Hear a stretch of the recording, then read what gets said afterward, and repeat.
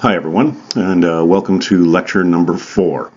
Now, this lecture is going to be a bit shorter, simply because you have a paper due soon. I'll send out an email about that, and you can also see your course outline for any details you need. Now, today what we're going to do, it's going to be more... What we're going to do today, we're not necessarily going to be telling you things that you must do. It's more to sharpen how you write paragraphs, etc. And the problem with paragraphs is that most of you have been taught the 5-paragraph model, right?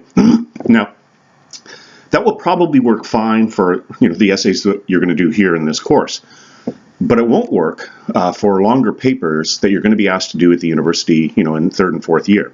So I want to just try and give you some tips on thinking about paragraphing, how paragraphing works.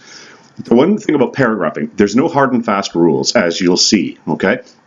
So I strongly recommend that today you have the notes in front of you, because I'm going to show you a paragraph in about 10 minutes, and there's a whole lot of small things that you might want to make a note about, okay, or make some notes on. I don't include everything in the notes that I'm going to talk about, so keep that in mind, all right? So why don't we start with the basics, all right? A paragraph is a group of sentences that focus on one main idea. I mean, that's as basic as we can get. Now, one thing that you should be aware of that is it's a bit confusing if you go to OWL, all right? At the OWL, they suggest that you don't indent your first paragraph. But be aware that what they're talking about is for a PhD thesis. And so the first paragraph in a PhD thesis would be an abstract. Now, you almost want to forget what I just said. In other words, in your essays, every paragraph, including the first, should be indented. So you hit Tab, okay, which should be set up on your computer, and you don't give extra space between paragraphs. The indent shows or indicates that that's your new paragraph, okay, or that indicates a new paragraph.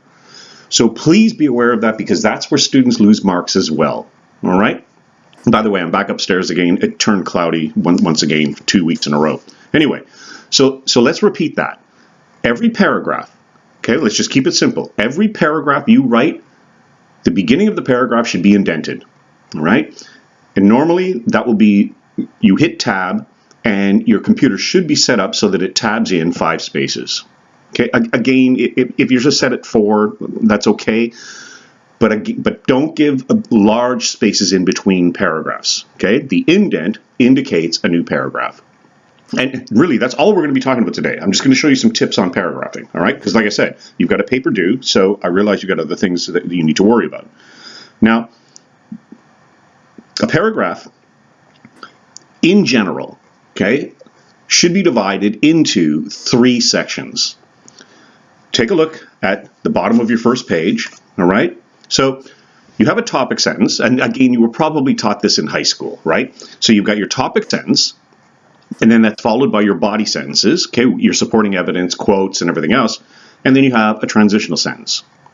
Now, let's slow down at this point. Rather than being, so rigid in terms of those 3 elements, think of the 2 elements, the topic sentence and the transitional sentence. Those could be utilized better, okay, in terms of moving from one section to another. So not necessarily one paragraph. I kind of hinted at that in the last lecture, right? So you want to start thinking now about sections. How am I going to get through this paper? Okay, like I suggested in lecture 3. So take a look at the top of page 2. There's the sentence right there. If you can start thinking about paragraphs, okay, the way that I have bolded that sentence, then I think you'll start to get the hang of it. A paragraph is a microcosm of the entire essay. So what does a microcosm mean? It simply means a smaller world, a smaller representation, all right? So how many main elements are there in an entire essay? You've got your introduction, your body, your conclusion. Well, a paragraph kind of works the same way, all right? As you get better at this stuff, you won't necessarily have a topic sentence for every paragraph, right? You'll get a feel for that basically as your writing improves, okay? But more or less, You want to move into each paragraph or section, right? Introducing the reader to whatever it is you're going to be talking about. And then you want your quotes, okay? And then you want your transition. Now, I'm going to show you something in just a moment, all right? So we'll do that again. We have then, like I said, topic sentence. Just take a look at your sheets now. I'm just going to read off the sheets, right? The sentence sets up the focus and states what the paragraph or section is all about. Okay? So in other words, don't think too much about just paragraphs alone now. Think about sections. And each section could be made up of a number of paragraphs. Right? Okay? So that you want to start thinking about that as you get more sophisticated with your writing.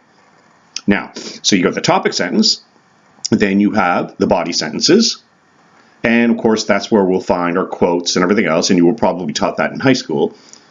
Then you elaborate on whatever points you're talking about, and again, I'm being very kind of general. When I show you the paragraph in just a moment, we'll do a lot. And then finally you have your transitional sentence. And I did a bit of that with you last time, and the word that I introduced was, or not introduced, but that I used was although. So although X, meaning what we were just talking about, okay, comma, Y. In other words, where are we going next? Okay, effective writing works that way. So now, let's take a look at a sample paragraph, all right? And there's quite a few things, like I'm not going to read the whole paragraph, well, I probably will, but anyway. We're at the top of page 3 now, okay? Imperialism was a foreign policy used by the British for a number of different reasons. So obviously, this is a sentence, okay, that we would find early on in an essay. In other words, if you remember back to what we talked about in the last lecture, that almost sounds like a general opening statement. In other words, you're not really saying much, right? But remember, this is a body paragraph now, not an introduction. Now, an imperialist nation acquired vast amounts of additional territory and added to Britain's wealth by providing raw materials for use in its factories. That's actually the reason why I included that. Maybe it's outdated, but that's actually the history of Canada. Those of you who know your Canadian history, right? That's what we would call, excuse me, that's a kind of economy where you send all of your raw materials away, right? And then you buy them back at higher prices. It's called a staples economy. And I'm sure some of you have learned that in other courses. But now here's where we want to really pay attention to just some stylistic things, okay? I'm not saying you have to do what I'm about to show you, but if you want to improve your writing, okay? Let's just jump down now. Imperialism also, and then notice, quote. Now, notice two things here, okay? First of all, notice that there isn't any punctuation before the quotation mark. Many students are taught in high school that there always has to be some kind of punctuation before a quote. That's not true.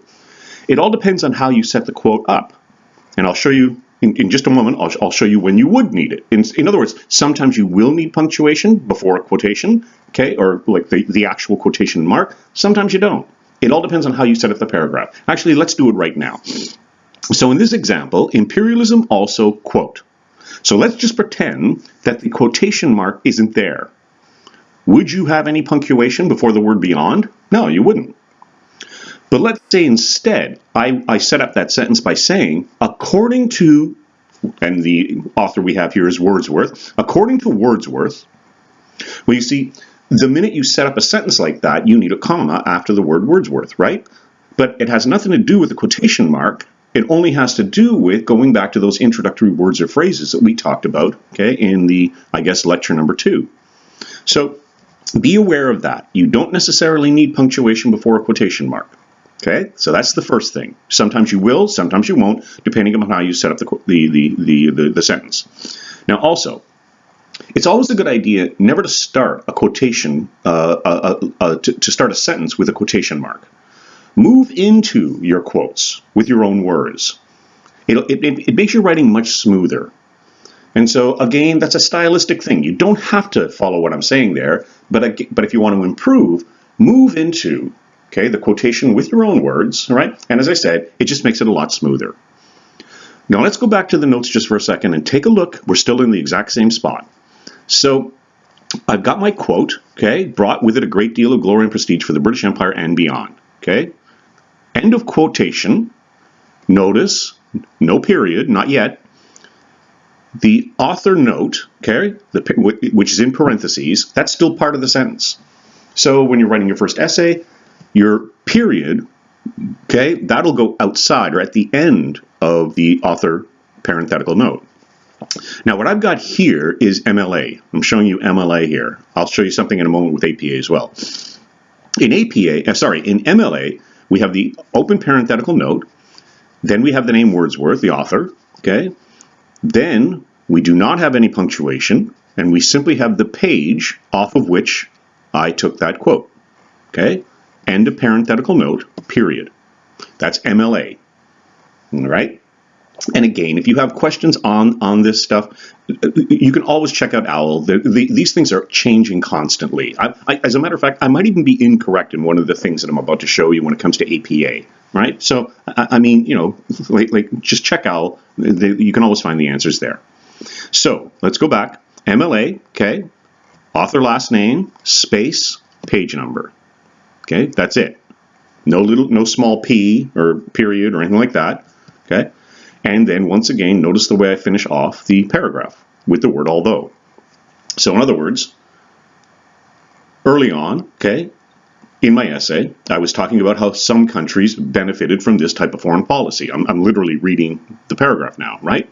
So, although some countries benefited from this type of foreign policy, comma, right, there are far many more that suffered. So, again, it's just a little trick I'm trying to show you there. How do you move from one section to another? So I was obviously talking about the benefits of imperialism. Okay, that was the section I was working on. Well, by setting my sentence up the way that I have here, I'm now moving towards how it negatively impacted many countries. Right? Simple as that. So again, you're guiding the reader through. All right? And so that's how we basically do. Now, obviously, you would have probably more quotes in the paragraph. I'm just showing you the basics, all right? We're just showing you the basics for now. So this is the portion of the course where basically OWL at Purdue will start becoming handy, right? You'll start to have some questions that maybe the TA and I, we don't have the answers off the top of our heads, but OWL will answer almost anything you need. But let me just show you a couple of things in terms of citation, all right? Actually, I just want to grab my other computer. I'm going to put a pause here just for a second. I'm going to grab my other computer. I just want to have it here to make sure that everything is cool. All right, just give me a second. All right, there we go. Okay, so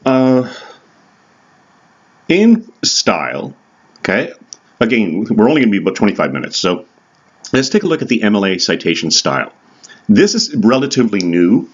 I believe 2016 when they made some of these changes. So let's just take a look at the first citation that I have, all right? Wordsworth stated that romantic poetry was marked by a, quote, spontaneous overflow of powerful feelings. Now, because I have introduced the name Wordsworth, I've made it clear who I'm quoting, like where the quote comes from. I'm allowed to actually just put 263. Okay, that's kind of relatively new. Some of you may know this stuff already. So, yeah, so as long as it's clearly stated, okay, where the quote is, because you see, in subsequent lectures, I'm going to show you something called a works cited. Okay, and again, don't worry about that for your first paper. You haven't been taught. But if you did have, say, a bibliography, you would probably, I'm going to show you that in just a second. And so, look at the second example then. Romantic poetry is characterized by the spontaneous overflow of powerful feelings. Well, you see, in that regard, okay, or in that example, I didn't mention who the author was. That's when you need to include it in MLA, right? So there we have to have Wordsworth and then 263. So those are, two different ways that you can do it, all right?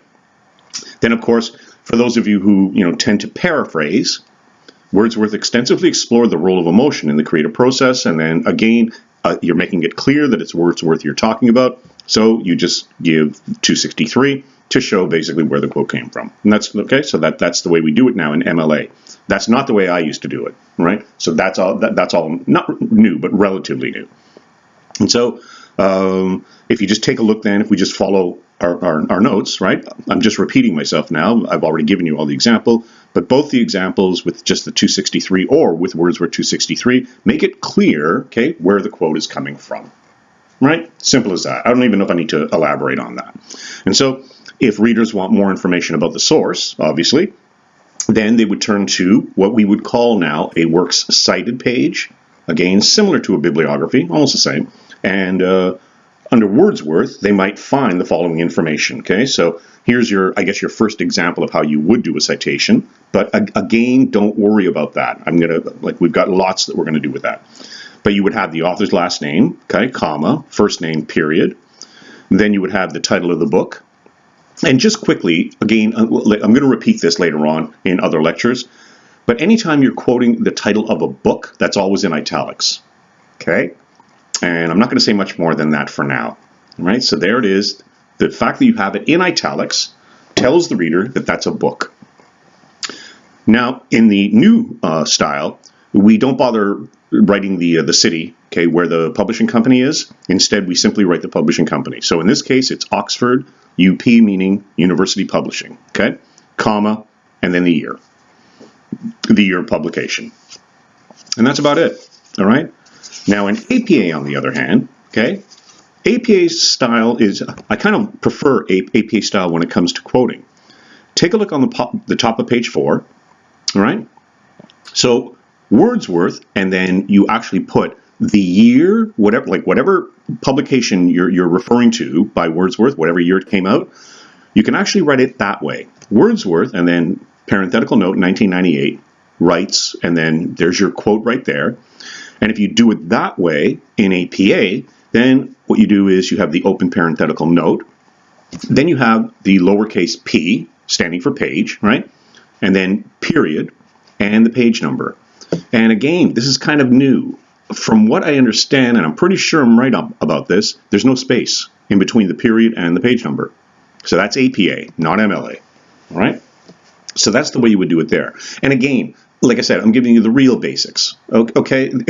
You're going to have questions. Just like go to OWL and they'll explain it, all right? If it's a bit more complicated. Now, the next one I want to show you, this is going to be a bit rare, okay? Now, the most common way that you do an APA is, and you guys know this, right? Wordsworth, you got the last name, okay, comma, then you have the year, okay, comma, then you have the page number, all right? So in other words, you would find that at the end of the sentence, right, based on whatever quote you used earlier on. Now, many of you paraphrase, okay, I wish you wouldn't, but you will. And so if you're paraphrasing, you would simply write the author's last name, comma, and the year. Because obviously if you're paraphrasing, there's no point in putting a page number. Now, the third one I have here is rare. It's rare. Let's get off the notes just for a moment. As you move further and further, along in your academic careers, you might start to become interested in a field of study that's just opening up. And there are very few individuals who are writing on that topic. So you might find that the same person, okay, has maybe published 2 or 3 articles in the same year. Okay, and again, this is very rare. If that ever happened, you would have to then ask yourself, okay, so I've got 3 articles by Smith, and they were all published in the year 2000, and I'm quoting from all 3. How do I differentiate for the reader which one I'm quoting from? Well, that's where you would do this different the third example here. So you would make it clear who the author is. So we're going to pretend once again it's Wordsworth, all right? Then you make your quote, okay? Then you would put the year of the publication. So now if you follow what I'm doing here, now I know that it's Wordsworth and it's 1998, but there might be 3 Wordsworth 1998s in your essay, right? I mean, in your works cited. So what you would do then, you would write, literally where I have written these words here, you would write up to 3 words of the title. You would simply indicate to the reader which one you're talking about, out of the 3, or 2, or whatever. All right? And then you would have the page number. And so, like I said, rare, very rare. It probably won't even come up in this course. Probably, I would be surprised if any of you needed to do that. But down the road, like I said, you might need something like that. So that's just, I just want to show you, be aware of that. Okay. And so anyway, and so there's the style tip right there. Now let's just think for a moment. I said that the paragraph was a microcosm of the entire essay. Okay, I keep going back to that phrase. So for style's sake, right? Just to improve on your writing, I would suggest that you never have a quotation mark at the beginning of a paragraph, and never end a paragraph with a quotation mark. Okay? Move into quotations with your own words, whether it be in the first or second sentence of the paragraph, right? And then always say something about the quote. Don't let the quote just kind of stand on its own, right? Say something about it. What was the significance of that? How does that quote relate to the controlling element? Okay, remember the controlling element, the thesis? How does it relate to that, right? In other words, don't just let quotes stand out there on their own, all right? So again, style. It's just a style thing. And so that will, as I said, that will then make the paper much smoother. It'll tighten things up. It won't leave the reader wondering, right? Well, that was an interesting quote, but why did you quote it? Like how did it relate to everything else? All right, okay, I think I made my point on that. Now we come to paragraph size. You'll notice the way I looked up in the air there, okay? This is something that you really want to be aware of, all right? Okay, how many sentences in a paragraph? There's no answer to that, obviously, right? I'm sure you were told certain things in high school. You might have even been given a specific number. Paragraphs in high school, the way they are taught, it's way too rigid. Every paragraph is going to be different, should be different. And the reason why I'm bringing that up, I've noticed that with some essays, your paragraphs are identical, like point, point, point, point. And that just makes for really choppy writing. So every paragraph is going to be different, and as you get better at your writing, you'll see how that works. Now, what is the goal, or at least the purpose of a paragraph? Well, let's look at it here where it says paragraph size, all right? You have to remember that each paragraph should be developing a point, right? Like a main point, okay? That's not to say, well, just so you should have one main point for each paragraph, all right? So obviously, a single sentence or two will not be enough. You're going to need, once again, I'm sorry to keep saying this, but once you start to catch what I'm doing here, I think your writing, you'll really improve. There are 3 elements to a paragraph, just as there were 3 paragraphs to an essay. So obviously, a sentence or two for a paragraph, that's not good enough. Oh, now that I think about it, also I noticed that some students, they're taught to have almost like a preamble to each paragraph. Don't do that. Don't do that, all right? So each paragraph should be self-contained. And so, as I said, try and avoid this whole idea that you must have 3, a set number of points for every paragraph. It doesn't work that way. I'm halfway down the 4th page here, okay? And so how many quotes then should you have for each paragraph? I have no idea. Like but you should at least have one, if not more, okay? Because remember, the paragraph is there to support the quote is there. Let me go back. How many quotes should you have per paragraph, all right? And the answer is, well, you should have at least one per paragraph, right? Simply because you can't just have your own opinions being thrown out without some kind of support, right? Now, as I said, probably 2 or 3 quotes per paragraph but again, I'm pulling that out of the air, right? Like I said, there's no one rule, all right? Now, maybe the hardest question, okay, when it comes to paragraphing, how do I know when to begin a new paragraph? Okay, for now, okay, again, we're going slowly with this stuff. Do you remember back to the last lecture where I showed you management, personnel, results? Well, if those are my 3 main points, I know almost automatically, okay, where my paragraphs will begin and end. I might have a paragraph on management, then maybe I have one on personnel, and then maybe I have one on results. Now, I'm not saying that again, that's a hard and fast rule. You might have 2 paragraphs, okay, when it comes to results, because maybe results might be financial stability, okay, and championships. Okay, see what I'm doing there? Well, in that case, results might need 2 paragraphs because each one has its own specific point. So this is the kind of thing you simply have to play with. You get better at it the more you do it. All right? So be aware of that as well. Okay? And I'm sorry to be so vague. Like I said, paragraphing is the toughest thing to teach, because there isn't really, like, well, here, do it this way every time. Although, like I said, that's what you've been taught in high school, but it makes your writing too obvious, all right, too choppy, all right? So when do I begin a paragraph? Well, if I think about the way I set out the sections that I was going to work through, chances are I'll need a new paragraph for each section. All right, so there's probably the best way, right, that I can explain that. We're going to get to the actual size in just a moment. All right, so keep that in mind. All right, as you move through, right. Anytime you have a shift in focus, right, like as I said, if you were talking about management, now you're talking about personnel. Well, obviously you need a break there, right? You've got to indent and then new paragraph, etc. But as I said, it becomes more complicated when you're writing larger papers. Okay. So maybe we can close on that at the end of the day, all right? Like I said, we're only going to be about half an hour today. So anyway, we've kind of more or less talked about, if you take a look at the course outline, it says we were going to talk about paragraphs, and it also says intros and conclusions.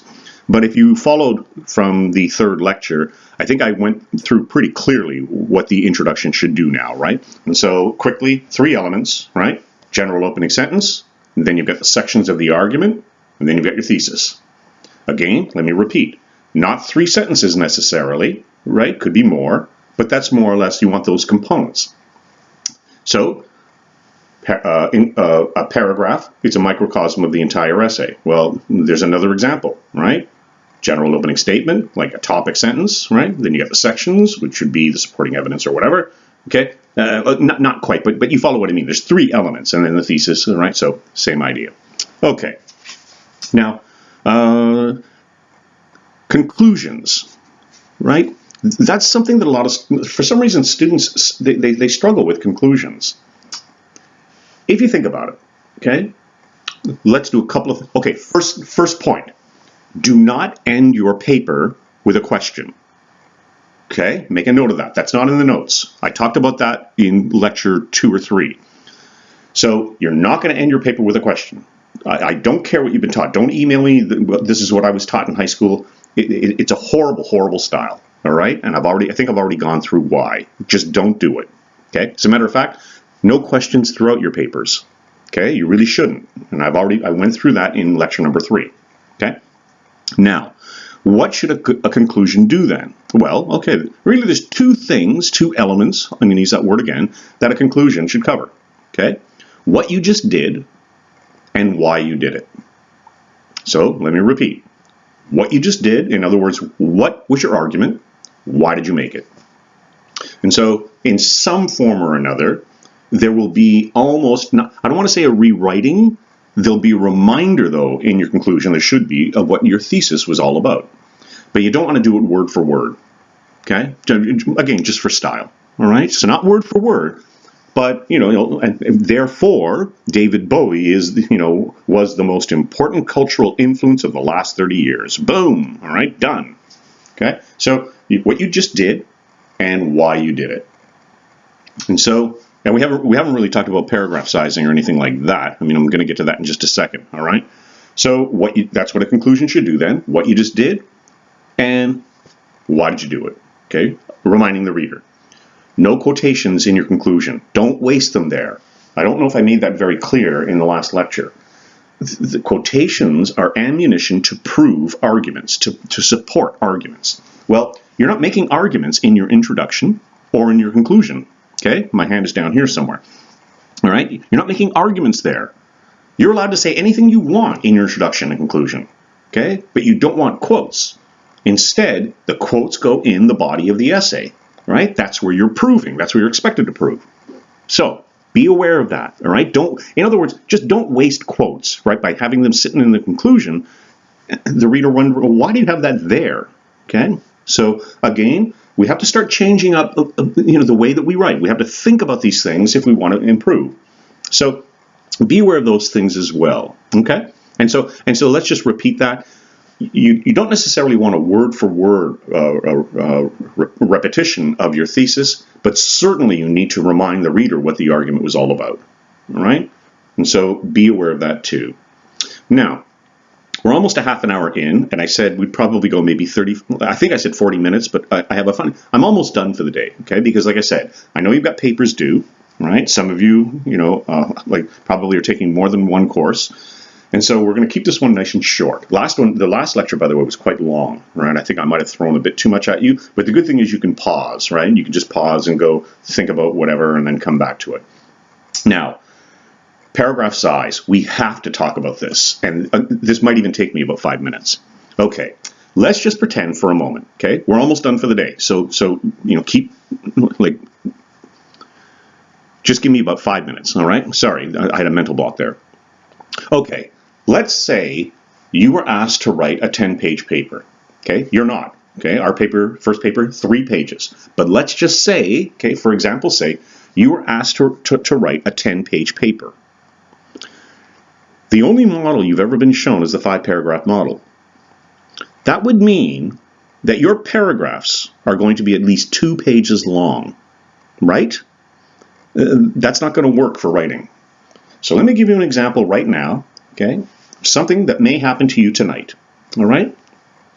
Let's just say you're taking a psychology course, and you've got a test tomorrow. Okay, like again, time doesn't matter with this course. So when I say tomorrow, whenever. You're reading a psychology textbook, but you're getting tired. You're getting sleepy. I'm just kidding.